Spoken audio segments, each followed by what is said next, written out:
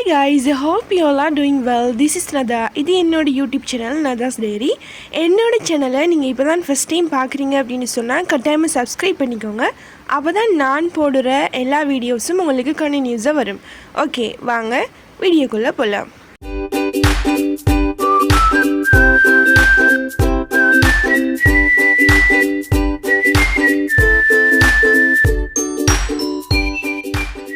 இன்றைக்கி என்ன vlog அப்படின்னு சொல்லிட்டு பார்த்தீங்கன்னா உங்களுக்கு தம்ப்நெயில் பார்த்தாலே ஒரு ஐடியா வந்து வந்திருக்கும் இல்லையா. ஸோ ஏஐயில் எழுதுகிறவங்களுக்கு இன்னும் ஒரு மாதம் தான் இருக்குது அப்படிங்கிறதுனால அவங்களுக்கான ஒரு மோட்டிவேஷன் வீடியோ வந்து போடணும் அப்படின்னு சொல்லிட்டு யோசிச்சிருந்தேன். நிறைய பேர் வந்து என்னோட கமெண்ட் பாக்ஸ்லேயுமே வந்து கேட்டிருந்தாங்க, இன்னும் 1 month தான் இருக்குது, எப்படி எஃபெக்டிவாக நாங்கள் வந்து ஸ்டடி பண்ணுறது அப்படின்னு சொல்லிட்டு. ஸோ அவங்களுக்காகத்தான் இந்த வீடியோ வந்து யூஸ்ஃபுல்லாக இருக்கும். ஸ்கிப் பண்ணாமல் லாஸ்ட் வரைக்கும் பாருங்கள். முதலாவது நான் சொல்ல வர விஷயம் என்ன அப்படின்னு சொன்னால், இந்த 10 minutes வீடியோவை இப்போ நீங்கள் படிக்கிறத தாண்டி எத்தனையோ விஷயங்களுக்காக உங்களோட லைஃப்பில் வந்து நிறைய நேரங்களை வந்து ஒதுக்குறீங்க இல்லையா. இது வந்து ஒரு இம்பார்ட்டண்டான ஒரு வீடியோ. எனக்கு இன்னும் 1 மாதம் தான் இருக்குது, நான் இன்னும் படிக்கவே இல்லை அப்படின்னு சொன்னால் நான் எல்லாமே படித்து முடிச்சிட்டேன், இல்லை அப்படின்னு சொன்னால் எனக்கு வந்து பாஸ் பேப்பர் மட்டும்தான் நான் இன்னும் செஞ்சு பார்க்கணும், அதே நேரம் எனக்கு வந்து ப்ராக்டிஸ் மட்டும்தான் பண்ணி பார்க்கணும், எழுதி பார்க்கணும், டைமுக்கு நான் பேப்பரை முடிக்கிறேனா இல்லையா அப்படின்னு சொல்லிட்டு நான் செக் பண்ணணும். இப்படியான சிச்சுவேஷனில் நீங்கள் இருக்கிறவங்களாக இருந்தால் இந்த வீடியோவை கட்டாயமாக ஒரு 10 minutes ஒதுக்கி பாருங்கள். உண்மையாகவே அவ்வளோ யூஸ்ஃபுல்லாக இருக்கும் அப்படின்னு தான் நான் சொல்லுவேன் இல்லையா. ஏன் அப்படின்னு சொன்னால், நானும் உங்களை மாதிரியான இந்த சூழ்நிலைகளை தாண்டி இந்த பிரச்சனைகளை முகம் கொடுத்து ஒரு பல்கலைக்கழகத்துக்கு தெரிவு செய்யப்பட்ட ஒருத்தர் அப்படின்ற அடிப்படையில் நான் என்னோட எக்ஸ்பீரியன்ஸை எப்படியான மெத்தட்ஸை நீங்கள் படிச்சிங்க அப்படின்னு சொன்னால் உங்களுடைய அந்த படிப்புகளுக்கு அது வந்து ஹெல்ப் பண்ணும், அது எஃபெக்டிவான ஒரு ஸ்டடியை வந்து உங்களோட மைண்டில் வந்து கொண்டு வரும் அப்படின்னு சொல்லிட்டு நான் இந்த வீடியோவில் வந்து சொல்கிறேன் சரியா. அதோடு சேர்த்து உங்களோட எக்ஸாம் டைமில் நீங்கள் எப்படி நடந்து கொள்ளணும் அப்படிங்கிற விஷயத்தையும் நான் இதில் வந்து ஷேர் பண்ணியிருக்கிறேன். ஸோ வீடியோவை வந்து லாஸ்ட் வரைக்கும் பாருங்கள் அப்படிங்கிறது தான் என்னால் திரும்ப சொல்ல முடியும். ஓகே, முதலாவது விஷயம் வந்து பார்த்தீங்க அப்படின்னு சொன்னால், உங்களுக்கு இருக்கிறது இன்னும் 1 month தான் அப்படிங்கிறதுனால அந்த 1 monthக்குள்ளே என்னால் என்னென்ன விஷயங்கள் எல்லாம் செய்ய முடியும், எந்தெந்த பாடங்கள் எல்லாம் கவர் பண்ண முடியும் அப்படிங்கிறதுல நீங்கள் குறியேறீங்க. இப்போ உதாரணத்துக்கு சொல்லணும் அப்படின்னு சொன்னால், நீங்கள் இதுவரைக்கும் தமிழ் பாடத்தை பொறுத்த வரைக்கும் நீங்கள் காலங்கள் அப்படிங்கிறதுல ஒரு சங்கமரபிய காலமோ இல்லை அப்படின்னு சொன்னால் சோழர் காலமோ நீங்கள் படிக்கவே இல்லை அப்படின்னு சொன்னால் அதை வந்து புதுசாக படிக்கிறதுக்காக ட்ரை பண்ணாதீங்க. நீங்கள் ஆல்ரெடி படித்து வச்சுருந்த சில தலைப்புகளை மட்டுமே என்ன செய்யுங்க, பர்ஃபெக்டாக ரெடியாகி கொள்ளுங்க அப்படின்னு வந்து நான் சொல்ல வரேன். ஏன் அப்படின்னு சொன்னால், நீங்கள் புதுசாக படிக்கிற நேரம் உங்களுக்கு பழைய பாடங்கள் வந்து மறப்பதற்கான வாய்ப்புகள் அதிகம் அப்படிங்கிறதோட புதுசாக படிக்கிற நேரம் உங்களுடைய தலைக்கு வந்து ஹெவி வந்து கூடையாக இருக்கும் இல்லையா. ஸோ நீங்கள் எதுக்கு வந்து பர்ஃபெக்டாக ரெடியாக இருக்கிறீங்களோ அந்த பார்ட்ஸை உங்களுக்கு அளவுக்கு அதிகமாக ப்ராக்டிஸ் பண்ணி கொள்ளுங்க. இதைத்தான் நான் எழுத போகிறேன் அப்படின்னு சொல்லிட்டு சரியா. அடுத்த விஷயம் என்ன அப்படின்னு சொன்னால், இப்போ ஒவ்வொரு பரீட்சைக்குமான நேரம் வந்து வித்தியாசப்படும் இல்லையா. ஃபார் அன் எக்ஸாம்பிள், உங்களுக்கு பகுதி 1 புவியியல் தாராங்க அப்படின்னு சொன்னால் அந்த பேப்பரை என்னால் 3 மணித்தியாலங்களும் 10 நிமிஷத்துக்கு முன்னால் எழுதி முடிக்க முடியுமா அப்படிங்கிறத நீங்கள் அடிக்கடி செக் பண்ணிக்கொள்ளுங்க. ஐ மீன், நீங்கள் மாடல் பேப்பரோ பாஸ் பேப்பரோ ஃபுல்லாக செஞ்சு பாருங்கள், அது வந்து உங்களுக்கு யூஸ்ஃபுல்லானதாக இருக்கும். அடுத்து உங்களுக்கு தேவையான மிக முக்கியமான விடயம் என்ன அப்படின்னு சொன்னால், உங்களுடைய உணவு பழக்க வழக்கங்களும் உங்கள் உடல் ஆரோக்கியமும் சரியா. இதை வந்து நான் கட்டாயமாக பேசியே ஆகணும். ஏன் அப்படின்னு சொன்னால், நிறைய எழுதுகிற பிள்ளைகள் வந்து என்ன செய்வாங்க அப்படின்னு சொன்னால், படிக்கிறேன் அப்படின்னு சொல்லிட்டு அவங்களுடைய மார்னிங் சாப்பாடு, அதே மாதிரி லஞ்ச், டின்னர் இதெல்லாமே வந்து நிறைய ஸ்கிப் பண்ணுவாங்க. ஸோ இது வந்து என்ன செய்யும் அப்படின்னு சொன்னால், உங்களுக்கான மூளைச்சோரை முதலாவது அடைய வச்சு அதுக்கு பிறகு உங்களை ஃபிசிக்கலாக வந்து எக்ஸாம் எழுத விடாமல் தடுக்கும். ஃபைனல் எக்ஸாமில் யோசிச்சு பாருங்கள், உங்களுக்கு சாப்பாடு தின்னாமல் நீங்கள் போய் அந்த ஃபைனல் எக்ஸாமை எழுதுகின்ற அந்த கொஞ்ச நேரங்களில் மயங்கி விழுந்தா அப்படி இருக்கும் இல்லையா. நான் வந்து நெகட்டிவாக பேசலை, இதெல்லாம் நடக்கிற விஷயங்கள், சாதாரணமான விஷயங்கள். ஸோ உங்களுக்கு இந்த 1 மாதத்துக்குள்ளே எப்படியெல்லாம் உங்களுடைய உடல் தம்புகளை அதிகரிக்க முடியுமோ, அதே நேரம் உங்களுடைய மனதை ஒருநிலைப்படுத்த முடியுமோ அதற்கான வேலைப்பாடுகளை செஞ்சு கொள்ளுங்க சரியா. இதுதான் அடுத்த மிக முக்கியமான விஷயம் எழுதுகிற பிள்ளைகளுக்கு. அடுத்த மிக முக்கியமான விடயம் என்ன அப்படின்னு சொன்னால், உங்களுடைய மன அழுத்தங்களை, ஐ மீன் அந்த ஸ்ட்ரெஸ், டிப்ரெஷன் இப்படியான விஷயங்களை வந்து குறைச்சி கொள்ளுங்க. இப்போ எப்படி நினைப்பாங்க அப்படின்னு சொன்னால், ஐயோ இன்னும் 1 month தானே இருக்குது, நான் எதுவுமே படிக்கலை அப்படின்னு சொன்னால் உங்களால் இனிமேல் எதுவுமே படிக்க முடியாது. ஏன் அப்படின்னா, இதுவரைக்கும் தந்த உங்களுடைய அந்த காலங்களை நீங்கள் என்ன செஞ்சிட்டீங்க, வீணடிச்சிட்டீங்க. இனி கை செய்தப்பட்டு எந்த ஒரு பிரயோசனமும் இல்லை இல்லையா. ஸோ இருக்கிறத கொண்டு படித்து அங்கே போக வேண்டியதான் அப்படின்னு சொல்லக்கூடிய ஒரு நிலைமைக்கு தான் நாங்கள் என்ன செய்யணும், எங்களுடைய மனதனை ஒருநிலைப்படுத்த வேண்டுமே தவிர இதை விட்டுட்டு நான் படிக்கலையே நான் என்ன பண்ண போகிறேன் அப்படின்னு சொல்லிட்டு கடைசி டைமில் வந்து நீங்கள் ஸ்ட்ரெஸ் ஆகி எந்த பிரயோசனமும் இல்லை. ஆக ஒரு மாதத்துக்குள்ளே உங்களால் என்னென்ன விடயங்கள் எல்லாம் படித்து கொள்ள முடியுமோ அந்த விடயங்களை வந்து ஒரு ஸ்ட்ரெஸ் இல்லாமல் மன நிம்மதியாக அதுக்கு வந்து பிள்ளைகள் நீங்கள் வந்து நிறைய விஷயங்கள் வந்து செய்யலாம் இல்லையா.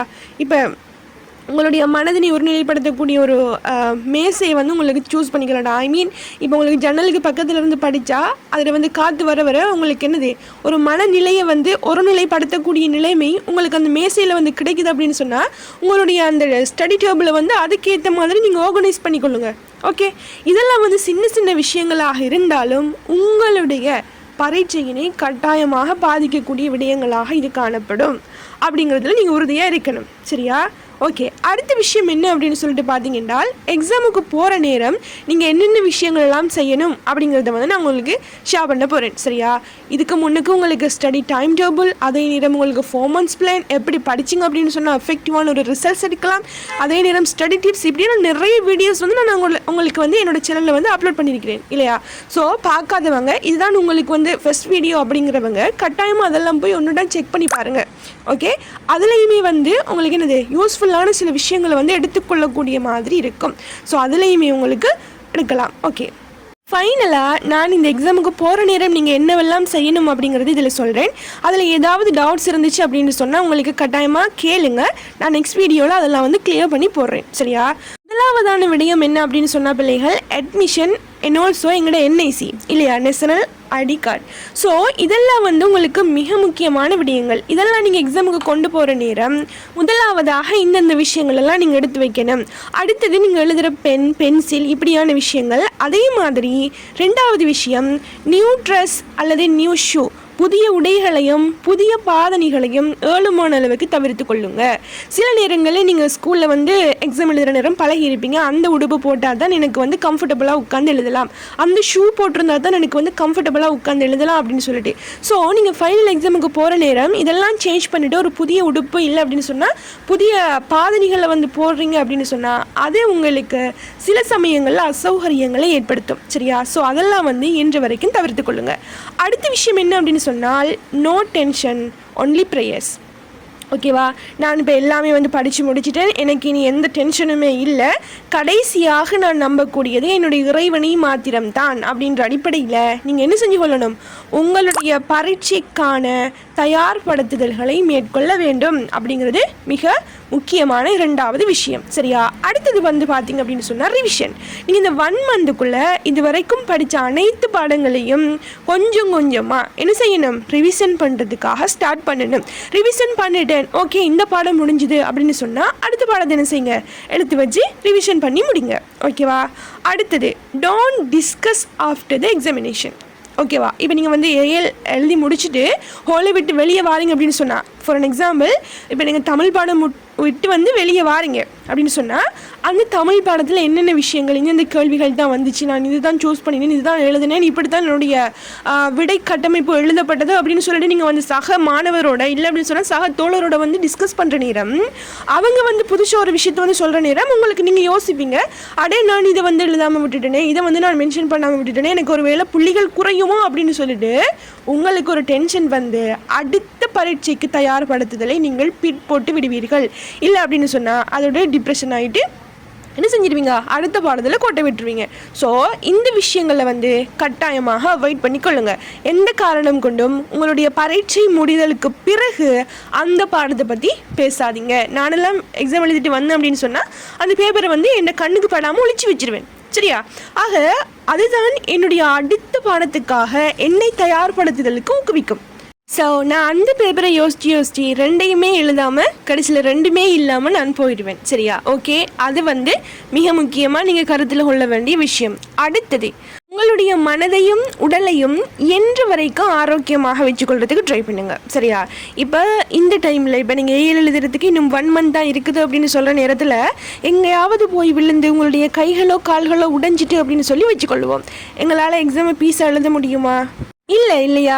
ஸோ எங்களை எந்த அளவுக்கு எங்களால் பாதுகாப்பாக இருக்க முடியுமோ அந்த அளவுக்கு இந்த 1 மாத காலகட்டங்களில் உங்களுடைய உடலையும் அதே நேரம் உள்ளத்தையும் ஆரோக்கியமாக வச்சுக்கொள்ளுங்க அப்படின்னு சொல்லிட்டு நான் அடிக்கடி சொல்லுவேன். சரியா?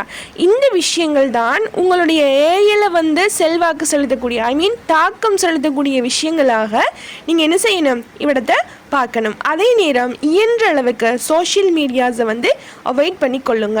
சமூக வலைத்தளங்களில் உங்களுடைய நேரங்களை செலவிடாமல் கட்டாயமாக இருக்கக்கூடிய இந்த 1 மந்தில் உங்களால் என்னவெல்லாம் ப்ரிப்பேர் பண்ணிக்கொள்ள முடியுமோ அனைத்து விஷயங்களையும் என்ன செஞ்சு கொள்ளுங்க அப்படின்னு சொன்னால் ப்ரிப்பேர் பண்ணி கொள்ளுங்க. சரியா? நாங்கள் எல்லாம் படித்து முடிச்சிட்டோம் அப்படின்னு சொன்னால் கடைசியாக அந்த பாரத்தினை இறைவன் மீது போடுகிறோம் அப்படின்னு சொன்னால் கட்டாயமாக எங்களுக்கு ஒரு நல்ல ரிசல்ட்ஸ் கிடைக்கும் இல்லையா?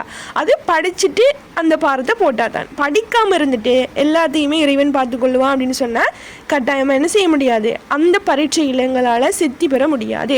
ஆக நீங்கள் படித்து ஒரு நல்ல நிலைமைக்கு ஒரு நல்ல யூனிவர்சிட்டி உங்களுக்கு கிடைக்கணும் அப்படின்னு சொன்னால் இந்த ஏஐல உங்களுக்கு அடித்தளமானதாக கொண்டு உங்களுடைய வரையறைகளையும் உங்களுடைய வரம்புகளையும் படித்தல் மீது செலுத்துனீங்க அப்படின்னு சொன்னால் கட்டாயமாக ஒரு நல்ல ரிசல்ட்ஸை எடுத்துக்கொள்ளலாம் அப்படின்னு சொல்லிட்டு நான் சொல்லுவேன். ஓகேவா? ஓகே, இதோட நான் வீடியோ முடிக்கிறேன். ஏதாவது டவுட்ஸ் இருந்துச்சு அப்படின்னு சொன்னால் கட்டாயமாக கேளுங்க. Okay guys, thank you for supporting me.